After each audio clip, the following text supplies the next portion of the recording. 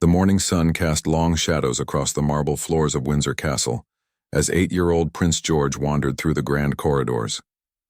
His small footsteps echoed softly against the ancient walls, a sound that had become familiar to the palace guards who watched over him daily. Unlike other children his age who might be playing video games or watching cartoons, George found himself drawn to the stories hidden within the castle's walls. On this particular Tuesday morning, George noticed something different.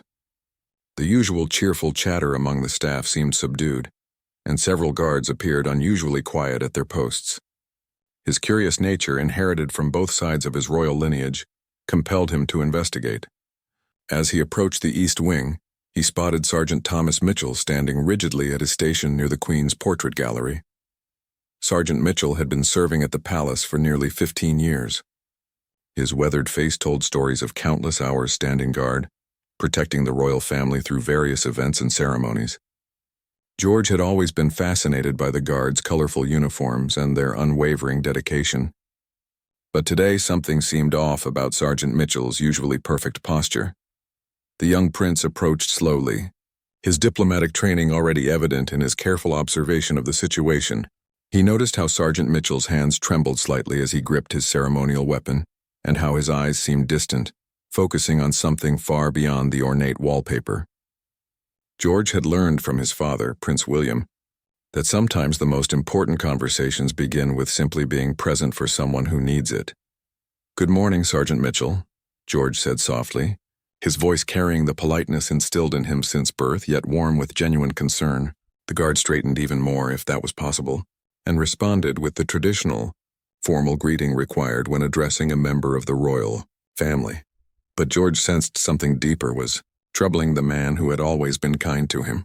During their brief encounters in the hallways, the prince had inherited his mother's ability to read people's emotions and his father's sense of duty to help others. These qualities, though still developing in his young mind, guided him to stay a moment longer instead of continuing his morning walk. The palace around them seemed to hold its breath as the young prince and the seasoned guard stood in the quiet corridor. Sunlight streamed through the tall windows, illuminating dust particles that danced in the air between them. It was one of those moments that would later be remembered as a turning point. Though neither of them knew it yet, George noticed a slight moisture in Sergeant Mitchell's eyes, something that immediately concerned him. In his short life, he had learned that adults sometimes tried to hide their sadness, thinking children wouldn't understand. But George had always been perceptive beyond his years, a quality that both impressed and occasionally worried his parents. The silence stretched between them, not uncomfortable but filled with unspoken understanding. George realized that this was one of those moments his grandmother, Queen Elizabeth, had told him about, when being royal meant being human first.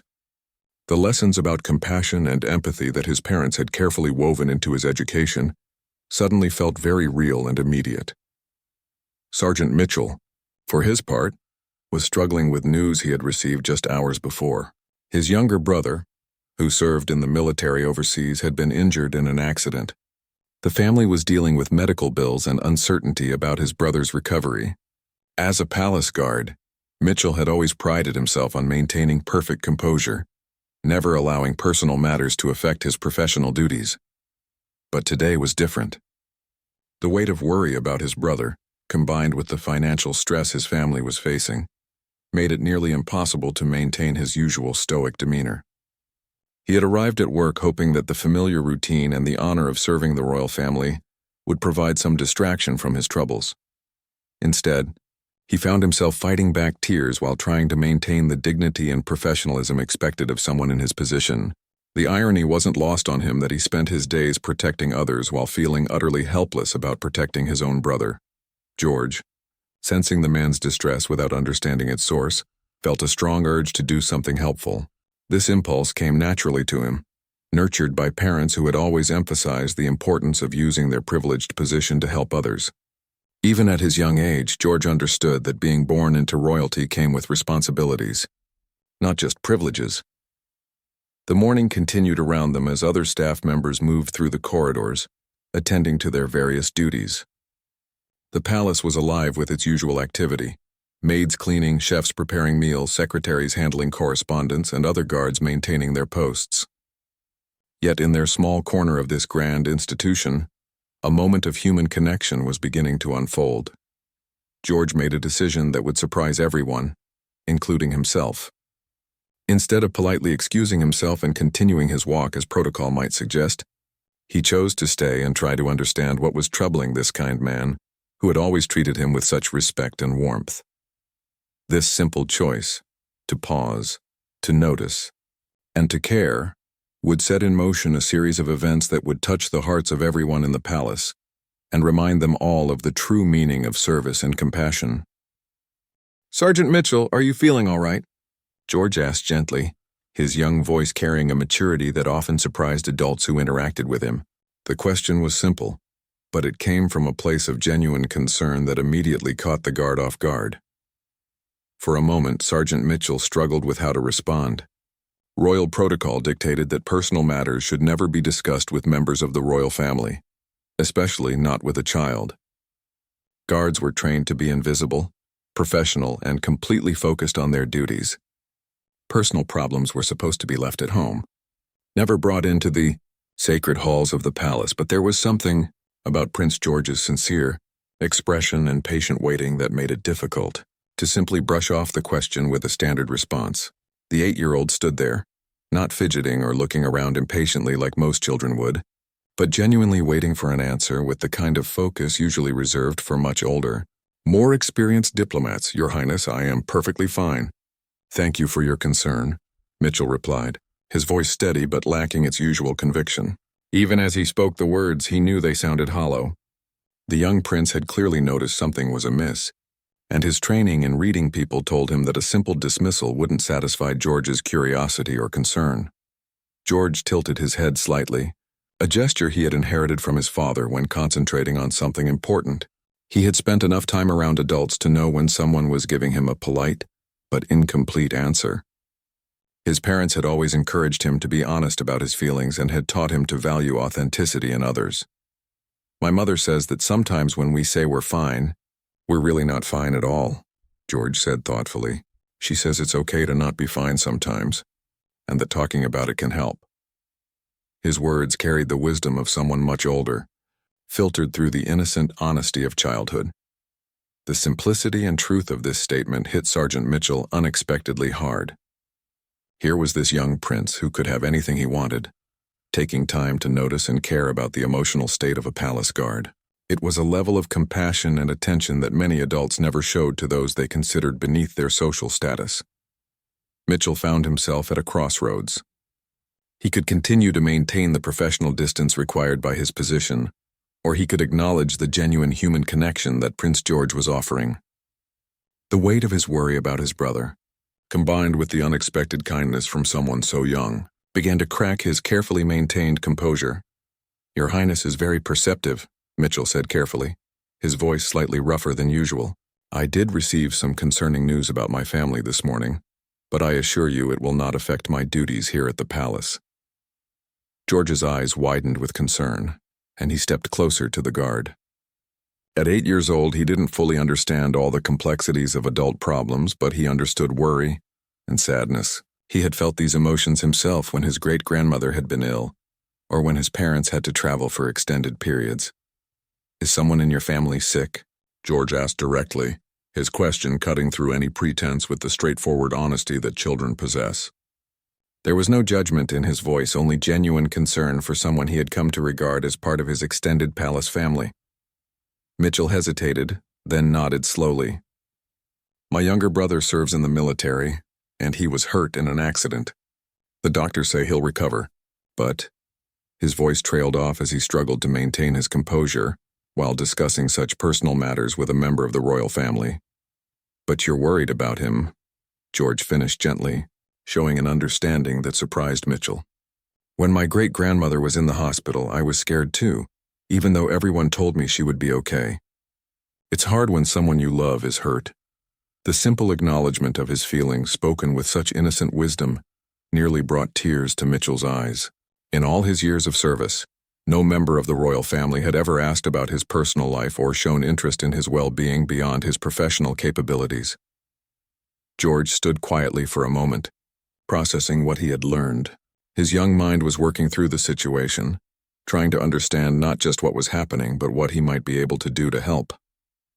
His parents had always taught him that with privilege comes responsibility, and that helping others should be a natural response to learning about their struggles. The palace around them continued its morning rhythm, but their conversation had created a small bubble of intimacy and understanding in the formal grandeur of the corridors. Other staff members occasionally passed by, nodding respectfully to the prince while maintaining the discreet distance required by royal protocol. "Does it cost a lot of money when someone is hurt like that?" George asked, his question revealing a growing understanding of the world beyond palace walls. His parents had been careful to teach him about the realities that most people faced, including financial struggles and the stress that medical emergencies could create for families. Mitchell was surprised by the question's directness and the intelligence behind it. "Medical care can be expensive, Your Highness, especially when someone needs special treatment or has to be away from work for a long time," he explained, wondering at the same time why he was sharing such details with an 8-year-old prince. But George wasn't just any 8-year-old. His unique position had given him opportunities to learn about social issues and the challenges faced by ordinary families. His parents had made sure he understood that not everyone lived in palaces or had access to the resources that his family took for granted. As the conversation continued, something remarkable was happening. The formal barriers between royal and servant were temporarily dissolving, replaced by a simple human connection between someone who cared and someone who needed that care. It was the kind of interaction that the royal family's public relations team spent enormous amounts of time and money trying to create artificially, but here it was happening naturally through the genuine compassion of a child. George's mind began working through the problem with the methodical approach he had learned from watching his parents handle various royal duties. Even at 8 years old, he had observed countless meetings where problems were identified and solutions were developed. His natural problem-solving instincts, combined with his genuine desire to help, led him to start thinking about practical ways he could make a difference. "Sergeant Mitchell, how much money does your brother need for his medical care?" George asked with the directness that only children possess. The question was so unexpected and delivered with such innocent sincerity that Mitchell found himself momentarily speechless. The guard looked around nervously, suddenly very aware that they were having this conversation in a public corridor, where other staff members could overhear. Royal protocol had been completely abandoned, and he wasn't sure how to navigate this unprecedented situation. No training had prepared him for a member of the royal family asking about his personal financial situation. "Your Highness, I couldn't possibly discuss such matters with you," Mitchell replied, his training finally kicking in, despite the emotional breakthrough they had just shared. "These are not appropriate concerns for someone of your position." But George had inherited his mother's determination along with her compassion. When Catherine, the Princess of Wales, set her mind to helping someone, she didn't let social conventions stand in her way. George had that same quality, though it manifested with the straightforward persistence of childhood. "But if I can help, shouldn't I?" George asked, his logic simple but powerful. "My parents always say that we should use what we have to help other people. And you've always been kind to me and protected our family. Why wouldn't we want to help protect your family too?" The reasoning was so pure and logical that Mitchell found himself struggling to argue against it. Here was an 8-year-old prince displaying more genuine leadership and moral clarity than many adults he had encountered in his life. The boy's desire to help wasn't coming from pity or a sense of superiority, but from a genuine belief that helping others was simply the right thing to do. George reached into his pocket and pulled out something that made Mitchell's breath catch in his throat. It was a small envelope, the kind used for birthday money or special gifts. The prince had been carrying it since breakfast, having received it from his grandmother for completing a particularly challenging assignment in his studies. "I have some money that my grandmother gave me," George said, holding out the envelope. "I was going to save it for a new book about airplanes, but I think helping your brother is more important than buying books right now." The gesture was so unexpected and touching that Mitchell felt his carefully maintained composure finally crumble. Here was a child who was willing to give up something he wanted to help someone he barely knew, simply because it was the right thing to do. The amount of money in the envelope wasn't large by adult standards, but it represented a genuine sacrifice from someone who had noticed his pain and wanted to ease it. "Your Highness, I cannot possibly accept this," Mitchell said, his voice thick with emotion. Your generosity it's more than I could ever have expected, but it wouldn't be proper for me to take money from you. George's brow furrowed in confusion. In his young mind, the logic was clear. Someone needed help. He had the means to provide some help, so helping was the obvious course of action. The complex social and professional protocols that made such a transaction inappropriate were obstacles he couldn't understand. But why not? George pressed. If you need help and I can help, what's wrong with that? When Princess Charlotte needed help with her math homework, I helped her. When the palace cat was stuck in the tree, everyone helped get him down. This is just a different kind of help. The comparison was so innocent and logical that it made Mitchell smile despite his emotional state. The prince was applying the same principles of basic human kindness that worked in everyday situations to a more complex adult problem. His inability to see why social status should prevent mutual aid was both refreshing and heartbreaking. Other palace staff had begun to notice the unusual interaction between the young prince and the guard. Several maids slowed their pace as they passed, curious about the intense conversation taking place in the corridor. A senior butler approached discreetly, ready to intervene if the prince needed assistance, but stopped when he saw the genuine nature of the exchange. Word began to spread quietly through the palace staff network, as it always did when something unusual occurred. Kitchen workers whispered to housekeepers, who mentioned it to gardeners, who shared it with other guards. The story of Prince George's kindness toward Sergeant Mitchell began to ripple through the castle's vast network of employees. Your Highness, Mitchell said finally, his voice barely above a whisper, your offer means more to me than you can possibly understand, but the money isn't the most important thing. The fact that you noticed I was troubled, that you took time to ask about it, and that you care enough to want to help. That kindness is worth more than any amount of money. George listened carefully to these words, his young mind processing the idea that sometimes the act of caring itself could be as valuable as any material help.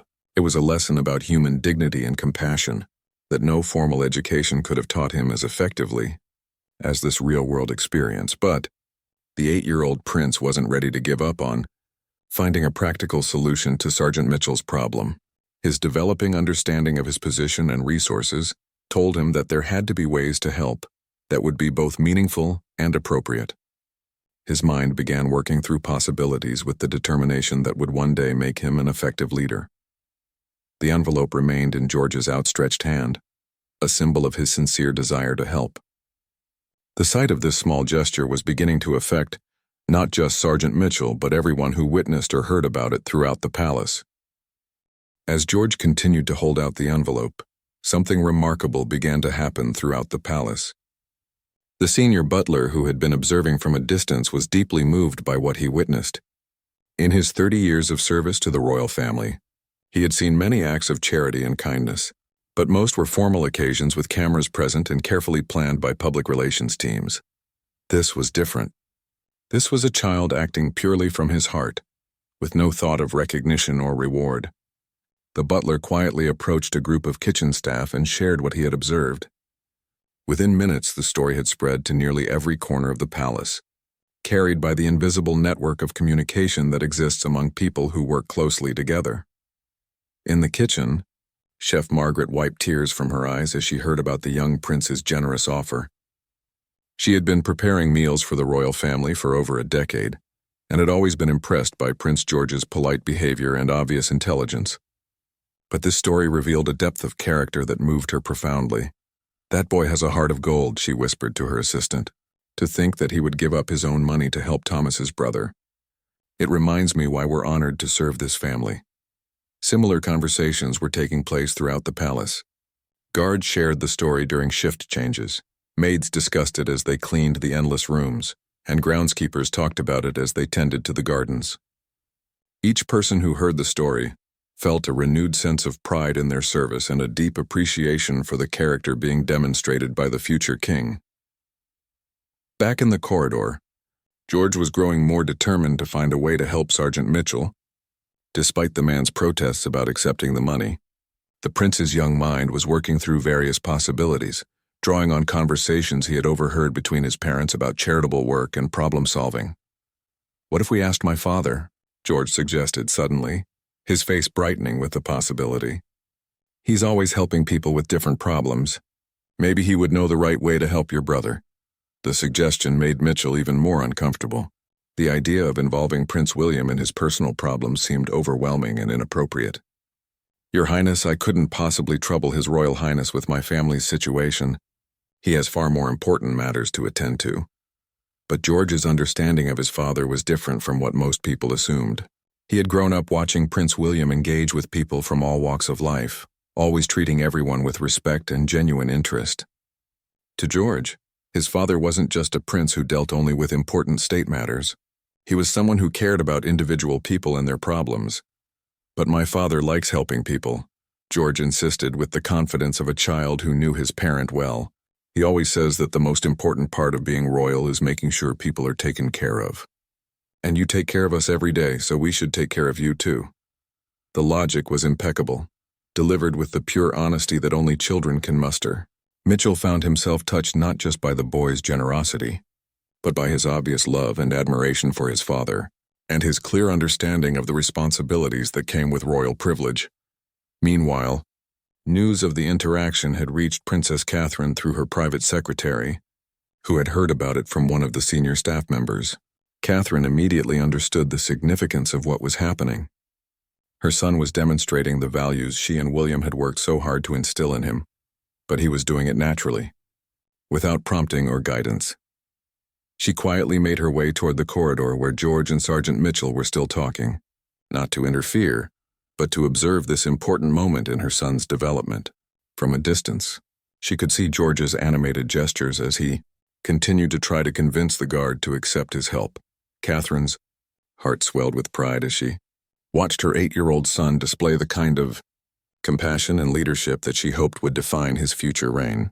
This wasn't a staged photo opportunity or a carefully orchestrated charitable visit. This was her child acting from his own moral compass, trying to solve a problem he had identified on his own. Prince William was in a meeting when his private secretary quietly informed him about the situation. Like his wife, William immediately recognized the importance of the moment.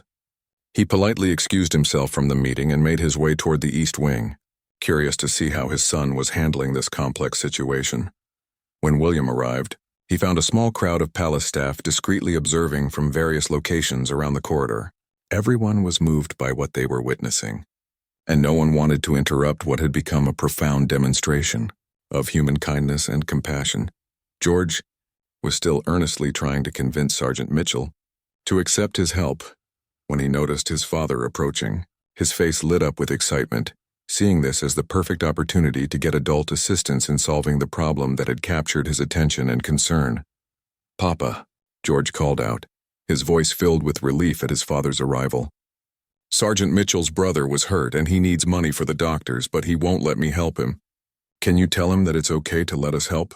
William looked between his son and the clearly emotional guard, immediately understanding both the situation and its deeper significance. This was one of those moments that would shape his son's character and understanding of leadership for the rest of his life. How he handled it would send a message not just to George, but to everyone watching about the values that truly mattered to the royal family. The palace corridor had never been more silent, as everyone present seemed to sense that they were witnessing something important. Even the usual sounds of daily palace operations seemed muted, as if the building itself was holding its breath to see what would happen next. Prince William approached the situation with the careful consideration that had made him respected both within the royal family and among the public. He could see immediately that this was far more than a simple interaction between his son and a palace guard. This was a moment that could define George's understanding of leadership, compassion, and the true meaning of royal service. "Good morning, Sergeant Mitchell," William said warmly, his tone respectful and genuinely caring. Unlike many people in positions of power, William had always made an effort to know the palace staff personally, understanding that they were the backbone of the institution his family represented. "Your Royal Highness," Mitchell responded, standing even straighter and clearly struggling with the emotional weight of the situation. Having the heir to the throne witness his moment of vulnerability was overwhelming, especially given the kindness that Prince George had already shown him. William turned to his son, placing a gentle hand on George's shoulder. "George, can you tell me what's happening here?" he asked, though he had already been briefed on the situation. He wanted to hear his son's perspective and to understand how the 8-year-old was processing this complex situation. George immediately launched into an explanation, his words tumbling over each other in his eagerness to share what he had learned and his frustration at not being able to help. "Sergeant Mitchell's brother was hurt in an accident, and he needs money for doctors, but Sergeant Mitchell won't let me give him my money from grandmother. I don't understand why it's not okay to help when someone needs help." William nodded thoughtfully, recognizing the pure logic of his son's reasoning, while also understanding the complex protocols and social dynamics that made such direct assistance complicated. This was a teaching moment not just for George, but for everyone present about how to balance royal dignity with human compassion. "Sergeant Mitchell," William said, turning to the guard, "would you be willing to tell me about your brother's situation? I understand if you'd prefer to keep such matters private, but perhaps there are ways we can help that would be appropriate for everyone involved." The invitation was extended with such genuine warmth and respect that Mitchell found himself opening up about his family's situation. He explained about his brother's accident, the mounting medical bills, and the stress his family was facing. As he spoke, his voice grew stronger, bolstered by the obvious sincere concern from both father and son. William listened carefully, asking thoughtful questions and demonstrating the active listening skills that had served him well in countless diplomatic and charitable situations. George watched his father intently, learning valuable lessons about how to gather information and truly understand someone's needs before rushing to offer solutions. "I appreciate you sharing this with us," William said when Mitchell had finished explaining, "and I want you to know how impressed I am by George's response to learning about your situation. His instinct to help immediately shows that he's learning the most important lessons about what it means to serve others." George beamed at his father's praise, but his focus remained on the problem at hand. "But Papa, how can we help Sergeant Mitchell if he won't take my money? There has to be a way." William smiled at his son's persistence, recognizing the same determination that had driven his own charitable work throughout his life. "You're absolutely right that we should help, George. But sometimes the best way to help requires a bit more thought and planning than simply offering money directly." The prince turned back to Mitchell, his expression serious, but kind. "Sergeant Mitchell, the royal family has a discretionary fund specifically designed to assist staff members and their families during difficult times. It would be our honor to help with your brother's medical expenses through this fund." Mitchell's eyes widened in surprise and gratitude. He had served the royal family faithfully for 15 years, never expecting anything beyond his salary and the honor of his position. The idea that they would want to help his family during their time of need was overwhelming. "Your Royal Highness, I don't know what to say," Mitchell stammered, clearly moved by the offer but still struggling with accepting help from the people he was employed to serve. George, however, was delighted that his father had found a solution. "See, Sergeant Mitchell, Papa found a way for us to help that makes everyone comfortable. This is even better than my idea." William chuckled at his son's enthusiasm, but he wasn't finished with the lesson. "George, I want you to understand something important." Sergeant Mitchell's first instinct was to refuse help, even when he really needed it. "Do you know why that is?" George thought for a moment, his brow furrowed in concentration. "Because he's proud, and because he doesn't want to feel like he owes us something." "Exactly," William confirmed, impressed by his son's insight.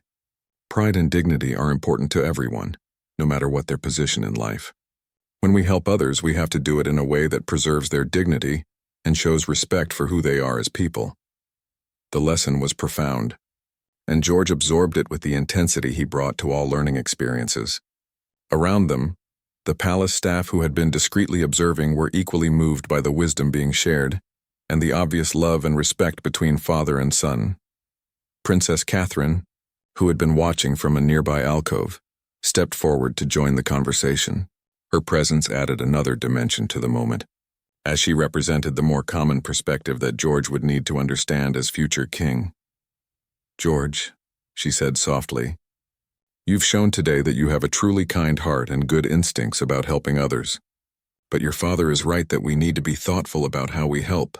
The goal is always to make people's lives better, not to make them feel uncomfortable or embarrassed." George nodded seriously, processing these important lessons about leadership and compassion. The situation had evolved from a simple desire to help into a comprehensive education about the complexities of using privilege responsibly and effectively. With the immediate problem addressed through the royal family's staff assistance fund, the focus shifted to something even more meaningful. George's simple act of caring had created ripple effects throughout the palace that no one had anticipated. The story of the young prince's kindness spread not just among the current staff, but began to reach retired employees and their families through the informal networks that connected the extended palace community. Sergeant Mitchell, still overwhelmed by the generosity he had experienced, found himself struggling to express his gratitude adequately. "Your Royal Highnesses," he said, his voice thick with emotion. "I have served this family for 15 years and I thought I understood what honor meant. But what Prince George has shown me today, this kindness from someone so young, it's given me a new understanding of why I'm proud to serve." George, who had been listening intently to the adult conversation, stepped closer to Sergeant Mitchell. Despite being only 8 years old, he seemed to instinctively understand that this moment called for something more than just the practical solution his father had provided.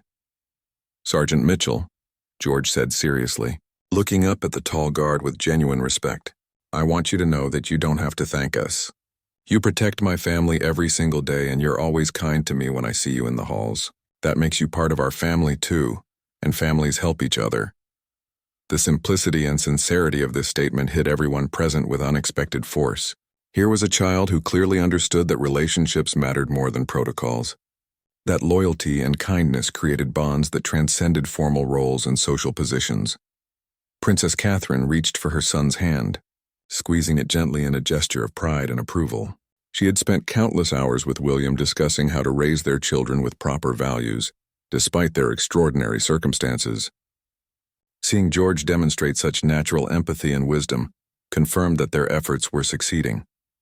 William placed his hand on Sergeant Mitchell's shoulder in a gesture of genuine friendship and respect. "Sergeant Mitchell, I hope you'll keep us informed about your brother's recovery.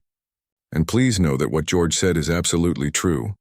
You are part of our extended family here at the palace." The conversation was interrupted by the quiet approach of several other palace staff members. Chef Margaret had come from the kitchen, still wearing her apron, followed by 2 of the senior housekeepers and another guard from Mitchell's unit. They had all been deeply moved by the story that had spread through the palace, and they wanted to show their support for their colleague. "Begging your pardon, Your Royal Highnesses," Chef Margaret said respectfully, "but we wanted Sergeant Mitchell to know that we've all been thinking about his brother, and if there's anything we can do to help, we're here for him." George looked around at the gathering group of staff members with wonder and delight. Without realizing it, his act of compassion had revealed and strengthened the bonds that connected everyone who worked at the palace. He was witnessing firsthand how kindness could multiply and create community in ways that formal procedures never could. "This is wonderful," George exclaimed, his natural enthusiasm bubbling over. "Look how many people care about Sergeant Mitchell and want to help his brother get better. It's like when we're all working together to make everything perfect for state dinners or special events. But this time we're working together to help someone's family." William and Catherine exchanged a meaningful glance, both recognizing that their son had just articulated something profound about leadership and community. George was learning that true power came not from commanding others, but from inspiring them to care for each other. Sergeant Mitchell looked around at his colleagues with obvious emotion, clearly touched by the outpouring of support from people he worked with every day, but hadn't realized cared so deeply about his well-being. I had no idea," he said softly.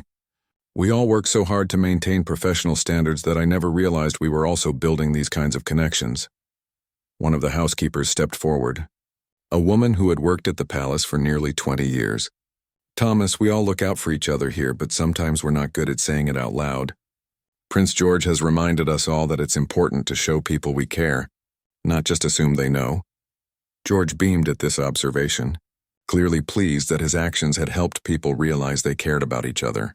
His 8-year-old mind was making connections between personal kindness and community building that many adults struggled to understand.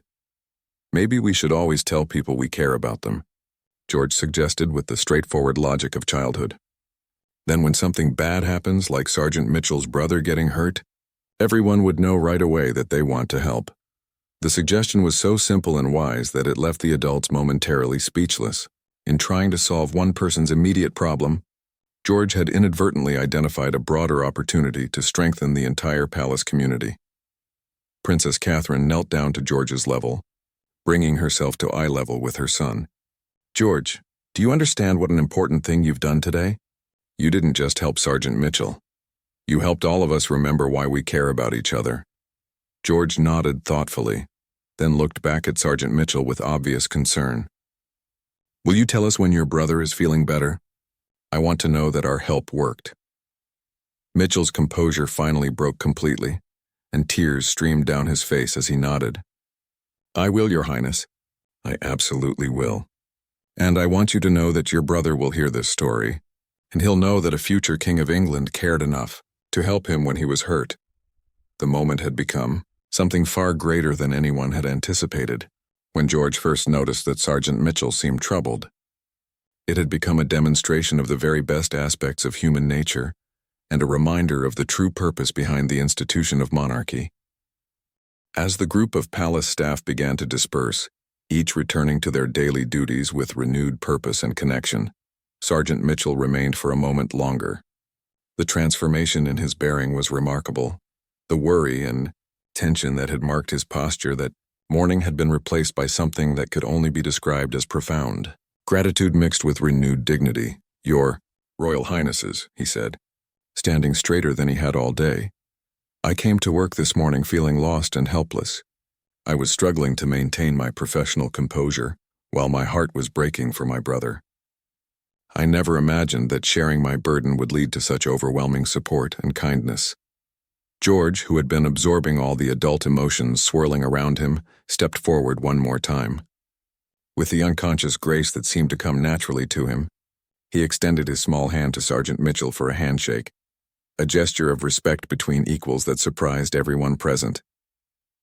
"Sergeant Mitchell," George said solemnly, "I'm glad we could help, but I'm even more glad that we got to know each other better today. Sometimes I think the best part of living in this big palace is meeting all the amazing people who work here and learning their stories."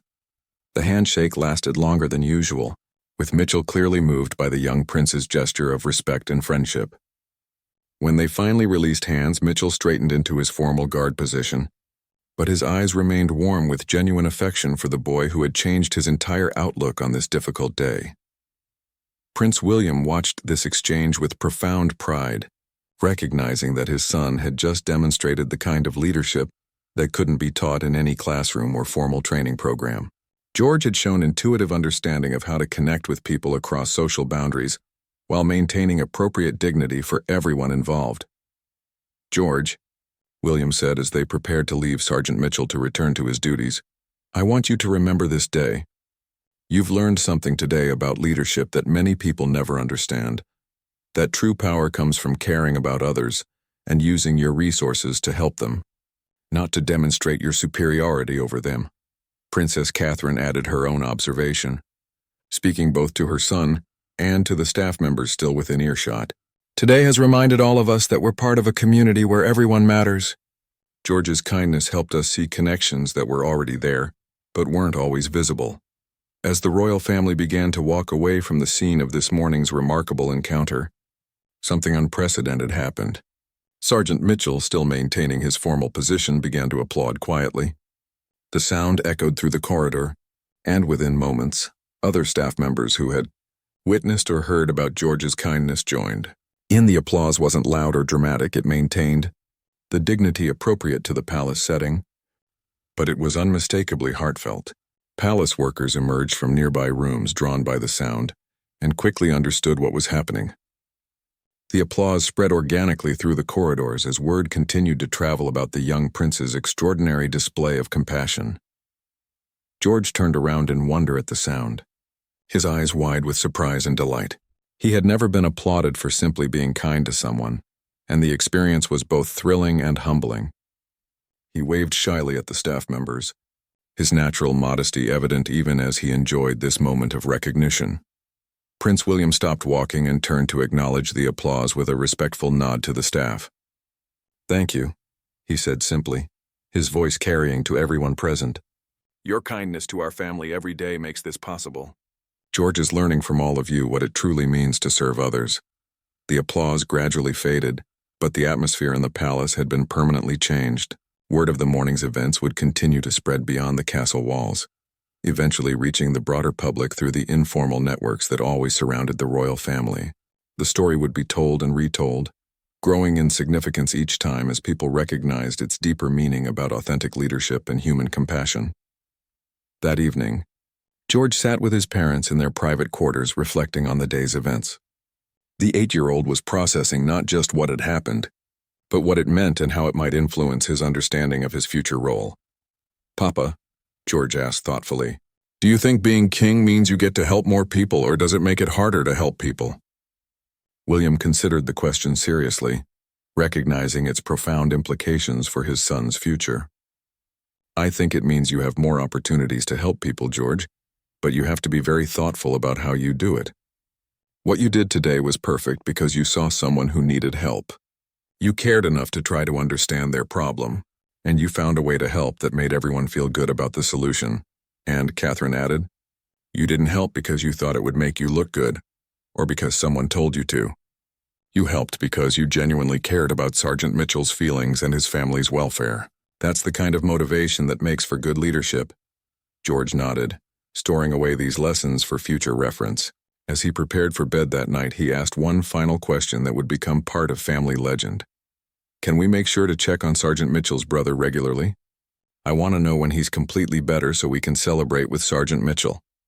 The simple request perfectly captured the essence of what had made the day so remarkable. Prince George hadn't just helped solve a problem. He had created a genuine ongoing relationship based on mutual care and respect. He had demonstrated that true nobility came not from birth or title, but from how one chose to treat other human beings when they needed help and kindness. In the days that followed, the palace seemed to hum with a different energy. Staff members greeted each other more warmly, checked in on each other's well-being more regularly, and approached their duties with renewed understanding of their collective purpose. Prince George had reminded everyone that they were part of something larger than just their individual jobs. They were part of a community dedicated to service, and service included caring for each other. The 8-year-old prince continued his regular routines, but with a new awareness of the people around him and their stories. Sergeant Mitchell returned to his duties with his brother making a full recovery, but more importantly, with the knowledge that he was valued not just as an employee, but as a human being deserving of care and support. The palace had fallen silent that morning when Prince George chose kindness over protocol, but the silence had been filled with something profound. The recognition that true leadership begins with simply noticing when someone needs help and having the courage and compassion to provide it.